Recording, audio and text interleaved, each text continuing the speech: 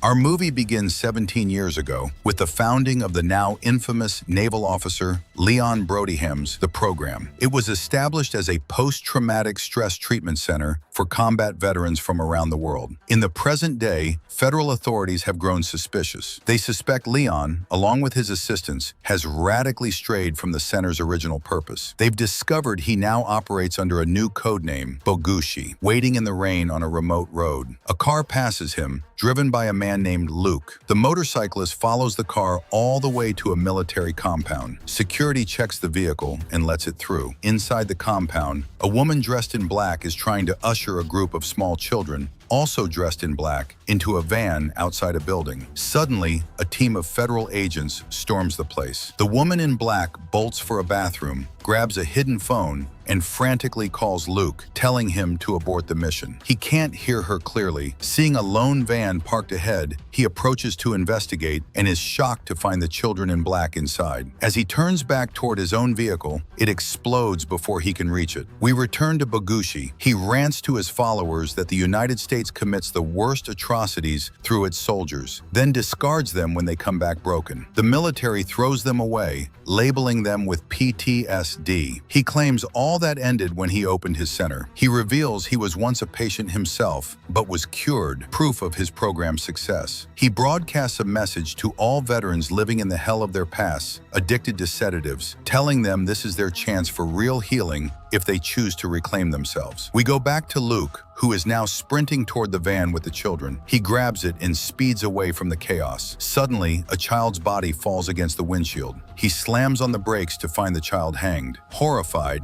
he flees. That night, news anchor Nancy Glass reports on the failed operation to arrest a high-ranking U.S. naval officer. Every federal agent on the raid was killed. The broadcast then cuts to an ad from Bogushi, urging veterans to join his center. Because of this, the feds give Bogushi a 48-hour ultimatum to surrender, or it will turn into a massacre. We meet a man named Nash, sitting in a bar listening to the news. A man named Emmanuel Ashburn approaches, trying to talk to Nash about his old friend, Bogushi. Nash refuses to talk, coldly stating that the feds have given him 48 hours. They'll storm the place anyway. He leaves Ashburn behind. That night, Nash dreams of memories with his lost love, Evalie, particularly a peaceful moment where they took a picture and he confessed his love for her. The next day, one of Ashburn's men finds Nash and insists he come with him. There's something important he needs to see. He takes Nash to see a video message from a girl who was at the center. She says she has a message for Nash. When Nash meets her, she hands him a letter, saying it's from Mama Suki and that he'll understand. Nash reads it and recognizes it as ordinary text masking a coded message, a cipher only he would understand, a relic from his time with Bogushi's men. He goes to a tennis court to think, accompanied by Ashburn's assistant, Chan. Chan asks how the letter could be from Mama Suki, who was reported drowned on the day of the incident. We learn that Mama Suki is Nash's wife, Evalie. How could she be drowned yet send a letter? Nash is sure it's from her. Nobody else knows their code. Chan tells him if he wants to know if she's really alive, he has to come with them to the compound. Nash is forced to meet with Ashburn. Ashburn adopts a friendly tone, asking Nash about his favorite baseball team. Nash says he likes the Phillies. Ashburn jokes that he won't mention Mets legends like Mike Schmidt so as not to upset him. Ashburn introduces his team: Major Jackson, a Marine Force recon officer, and his assistant,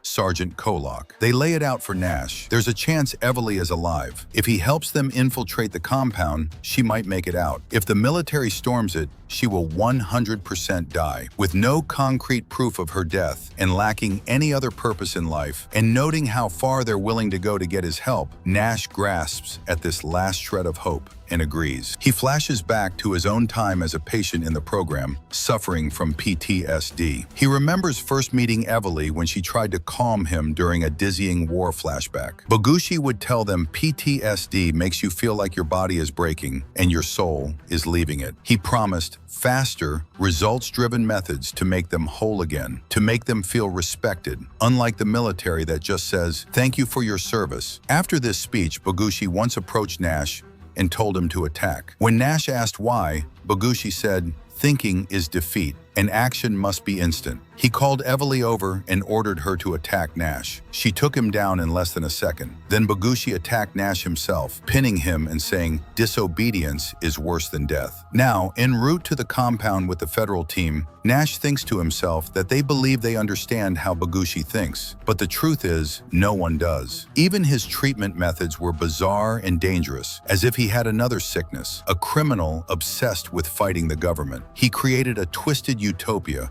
a safe haven that became an internal threat to America and a danger to the very patients he claimed to heal. The reality is Bogushi is still sick, still suffering from rage, a lust for control, and a perpetual sense of threat. He connects with soldiers by sharing their environment, their memories, their nightmares, convincing them the state is the villain. His core message: the state killed them, and he's trying to bring them back to life. The state took everything and left them lost in their memories. We learn the FBI grew suspicious when the center's members became armed, built a fortified private compound, and most alarmingly, began recruiting children. They dressed them all in black to strip them of their identity, making them blindly obedient to the program. They were artificially and subconsciously implanting the trauma of PTSD to create a new generation. As Nash walks with the federal team, he keeps seeing Evely, remembering when they decided to get married. Once Bogushi pulled him aside into a car, telling him any relationship within the compound required his knowledge and approval. He made Nash look at Evely in the rearview mirror, saying she's in the past as they move toward the future. He told Nash to think hard about whether Evely was right for him. In the end, Bogushi said he saw great potential in Nash, that he could be his successor, one of the strongest warriors to enter the program. Nash is snapped out of his memory by a teammate clapping him on the shoulder, telling him to move out, laughing at his dazed state. The news reports that the 48-hour deadline has passed. Military and federal forces have the compound surrounded, blocking all vehicles. Sergeant Kolak meets with Sergeant Yates, saying they're there under Ashburn's orders. That night, the assault begins. But inside, Bogushi's brainwashing is complete. He's convinced his soldiers that the raid is a violation of their privacy, that the state that abandoned them is now coming to finish them off, to jail or kill them. By turning their disorder into an ideology, he's made them ready to fight and die for this final, false salvation. Nash leads his team in. After breaching the outer wall, he guides them toward a stairwell, but Bogushi anticipated a breach from that direction. Upon entering the first building, Nash is bombarded with flashbacks. He sees the horrors that happened here as if they're occurring now, children being branded with the center's logo on their backs, a process to claim them as their children. When Major Jackson asks what this place is, Nash says it's the clinic where every member surrenders their son or daughter at 6 months old. They hear a noise from a cabinet. Inside, they find a woman hiding with a little girl. She says she's alone and is terrified for the girl, desperate to get her out. Nash tells her the situation is critical and asks if she knows where his wife, Evely, is. Before she can answer, an explosion rocks the building. Nash shows her a breach in the wall that could lead her to federal safety. The full-scale assault erupts. Gunfire and grenades rain down, destroying multiple military vehicles. There are children inside fighting for Bogushi, willing to die for the illusion he sold them. Nash confronts one of his old comrades. This time, they're on opposite sides. Nash beats him, demanding to know where Evely is. The man taunts him, saying they knew he was coming. Desperate for answers, Nash beats him savagely until he breaks away, leading to a gunfight. Nash runs out of ammo, tackles the man, and finishes him. Nash then enters a pink-painted room, the color Evely picked out with him. He remembers Bogushi forbidding their relationship, declaring love forbidden within the compound. He hallucinates dancing with her, showing how his mental state is deteriorating, one illness pulling others in its wake. As he looks in the mirror, he sees her standing behind him. A shot rings out. A bullet from a teammate is embedded in the mirror he was staring into. The teammate mocks him, telling him to be a man, ridiculing him for being lost over a woman who's already dead. Outside, explosions are everywhere. A federal helicopter is shot down. Inside, Nash reaches another room, losing control. He hears a noise and spins wildly, gun aimed. Then he hears Bogushi's voice. Bogushi tells him the feds chose well, that they see in Nash what he once saw. A natural leader, one of the best warriors. All Nash can ask is, where is she? Bogushi's replies are just more of his program rhetoric. You're still trapped in the illusion in your mind. He asks Nash who he thinks funded the compound, supplied the weapons. He reveals that Ashburn, the man who recruited Nash, was once his ally but turned on him. Realizing he'll get nothing, Nash moves on with his team. They enter a room to find 6 people pointing guns at them. Nash lowers his weapon, telling them he doesn't want to fight, that he was one of them in the 1st Yellow Battalion. He sees a man named Ladrozi from the rival 3rd Red Battalion. He tries to reason with them, saying they all die for nothing here. Their reply is chilling proof of their brainwashing. Honor or death? Bogushi convinced them it was honorable to die protecting an armed compound, killing soldiers from the country they once served. Bogushi's inner circle begins executing their endgame, flooding the building with gas to blow it up. Nash again asks about Evely. Ladrozi tells him Bogushi chose her for his inner circle. Suddenly, Sergeant Kolak opens fire on the group. Nash survives the hail of bullets. In the chaos, one of Bogushi's men triggers an explosion. Nash and his team barely escape the spreading fire. Nash flashes back to a ritual in the snow with Bogushi, who spoke of creating their own place to live in peace. Their goal wasn't destruction, but change. He named the place Utopia and said it would be where they declared their will. He then made Nash strip and jump into an ice hole to shed his old self and be reborn. We cut to Ashburn watching the news. The White House is telling Congress that Bogushi has been killed, but Ashburn hears a voice from another room repeating Bogushi's mantra: "We will not surrender until we claim our will." Suddenly, Ashburn is shot. Nash appears, the shooter. He attacks Ashburn, beating him, dragging him to a bathroom to torture him. He repeats Bogushi's phrases verbatim, as if with Bogushi's death, Nash has become the new leader. Ashburn tries to calm him,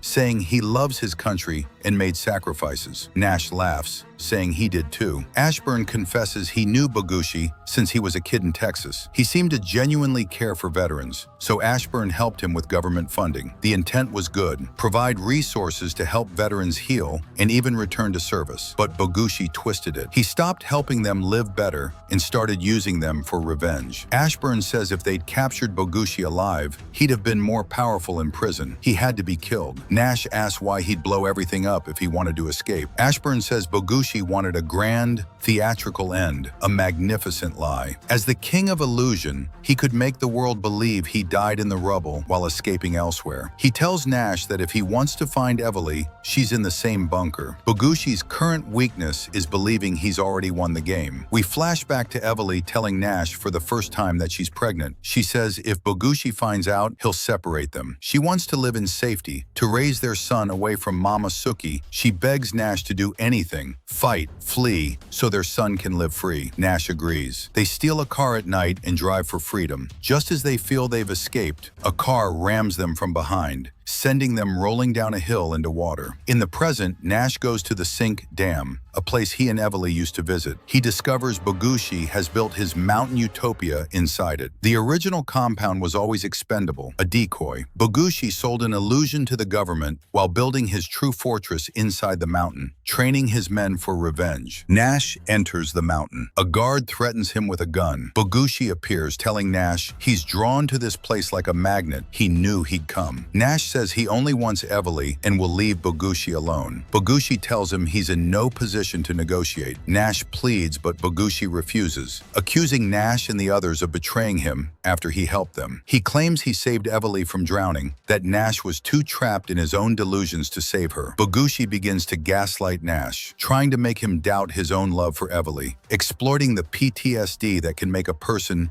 believe false realities under pressure. He orders his men to throw Nash into the arena, telling him love has blinded him to the truth, but promising a happy ending here in his new kingdom. A strange ceremony begins. Drums beat as Bogushi faces Nash in a combat pit. Meanwhile, a bomb ticks down at the dam's base. The fight begins. Bogushi is stronger, beating Nash down, telling him he'll take the child for his center, just like all the others. He taunts Nash, saying he grew weak the moment he left the compound. Bogushi is revealed to be addicted to negative energy and brainwashing, even mid-fight. He repeatedly knocks Nash down, telling him to stay down. But Nash, his face covered in blood, keeps getting up. He glimpses Evely moving in the crowd of onlookers. Seconds later, the bomb detonates, blowing open a section of the dam wall. A torrent of water rushes in. Nash scrambles away. Evely is swept down by the floodwaters, and they are finally, briefly, reunited. Bogushi Taguchi stands in the path of the water, arms open, surrendering to his fate. The current tears Evely from Nash again. Nash nearly loses his mind. The nightmare of failing to save her from drowning is repeating. He dives back under, desperate to find her. Ready to die with her, he finds her. They struggle through the water until a rescue helicopter spots them and pulls them to safety. Later, we see Nash in an open group therapy session, part of his new treatment plan. He says he's learned that if you face hard choices, they eventually lead to an easier life. But if you always take the easy choice, life gets harder. He says every day he wakes up and continues the path he's drawn for himself until he heals. Some days are hard, some are easy, but the road to recovery is long and difficult, and you have to walk it to get to a better life. Leaving the session, he tells himself that some days are perfect. In the end, he goes to the beach to meet his wife and daughter. He lives with them in freedom and happiness. And with that, this movie comes to an end. If you enjoyed the recap, support the channel with a like, share your thoughts in the comments, and subscribe for the next movie.